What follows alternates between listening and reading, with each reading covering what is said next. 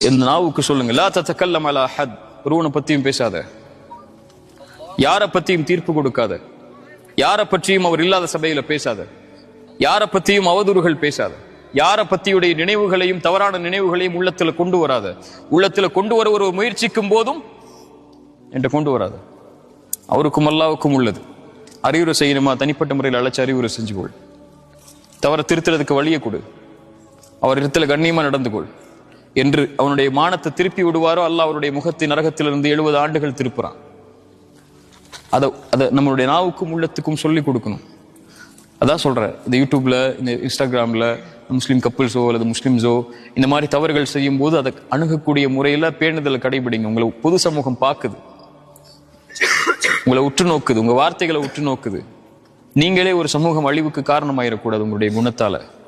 அவர் உங்களுக்கு கிடைச்ச நேர்வழி அவருக்கு கிடைக்கணும்னு பேராசை இருந்துச்சுன்னா அது கண்ணியமான முறையில் ரசூலுல்லாஹ் சொன்ன மாதிரி செய்யுங்க.